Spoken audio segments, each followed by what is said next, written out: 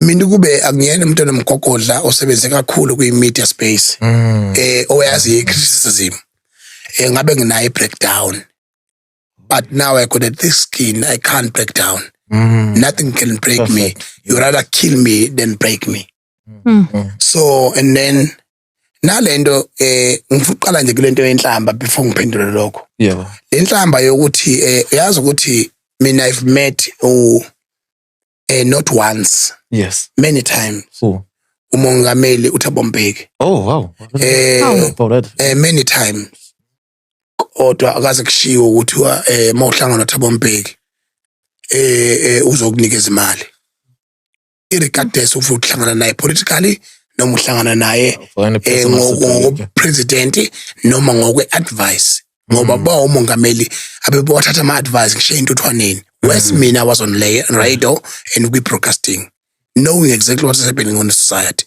Mawuhlangana nomongameli uHalimo Mohlante, no one ever said ukuthi ukhona imali azokunikeza yona. Macingwana ngoba uyanconywa kuthiwa awu madoda awuhlangane nomphathi Mbeki. Mzizi mawuhlangana noZuma awungikhonsele kubaba Nkosi yami ubaba akushiya ukuthi khona ubhakha wemali ozophuma nawo. Ibhadi lika Cyril leli lokuthi mawuhlangana nomongameli kancane macingwana angifuni ukuthi uye phambili la abantu bayasibuka lapha emakhaya. We are all sober. Did you know when did that started? Yes, I know. Abantu bakuregade whatever izinto isenzo sukunaso meeting a president and then they consider you as if there is something dodgy you are doing behind the scene. Well, you know when was that image? No. Ngicela ukuchaza le ye stigma sika Cyril bese ke uyangibuza kulokho ke. Yeah, kusingabaleka kakhulu ngoba sisasekhaya. Sibalekile because now we must discuss as genius people. Yeah. But I like the engagement that you are giving me. Thank you.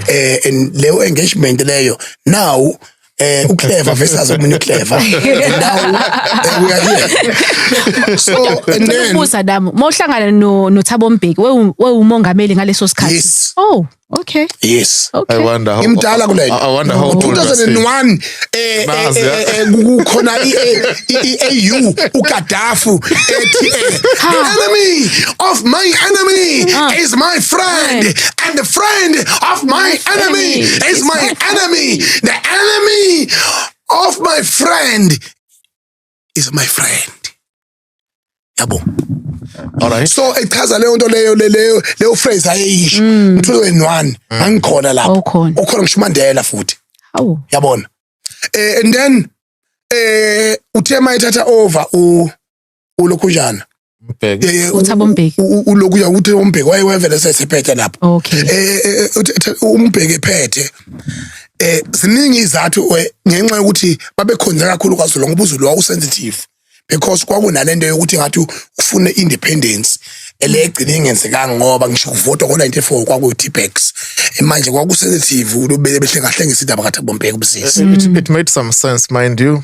Like KZN Inkatha Freedom Party qala ukurula after 2004. Yeah. So all along like prime ministers like umntwana waphinda ngena behlezi like into yonke bekwe Inkatha. But getting back to the point kaMacingwana meeting uThabo Mbeki. And then yes. Ngaphinde ngahlangana naye kathathu. Ngahlangana naye eGoli yabona. Ngaphinde ngazohlangana naye wosithathu. Kufihla umntwana kwaphinda ngena. Oh. Yes. And then kathathu ngahlangana naye kathathu. And he's a very academic president. Yeah, he's a scholar. And less politics, more academics. uMandela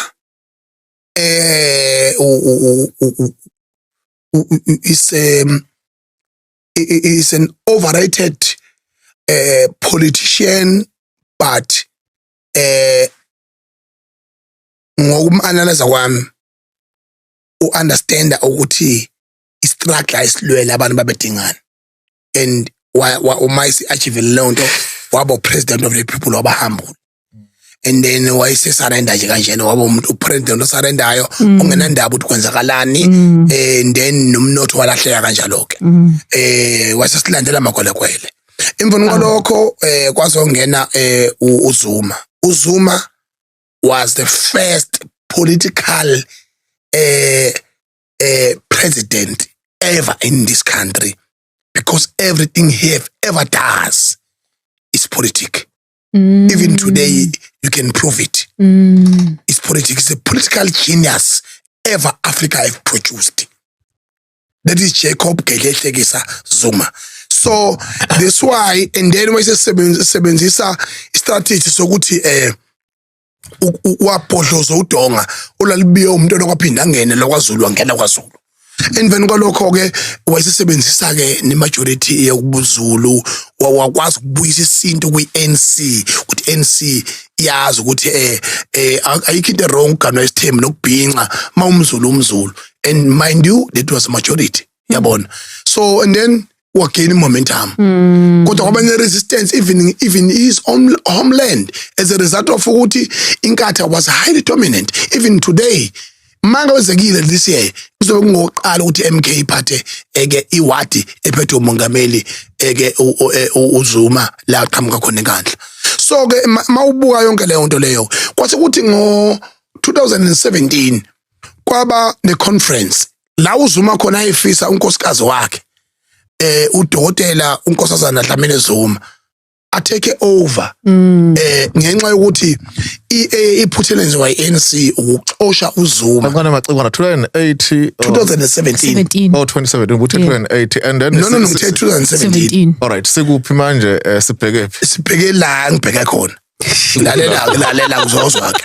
And then 2017 yes emveni kwalokho unkosazana was against ubani na CR17 yes CR17 nangithi uyabona ke emveni kwalokho feeling because ngizothi feeling noma ama allegations Cyril bought a conference yizona kodwa ngokwazi kwami mina kwashiwo njalo vele ngokwazi kwami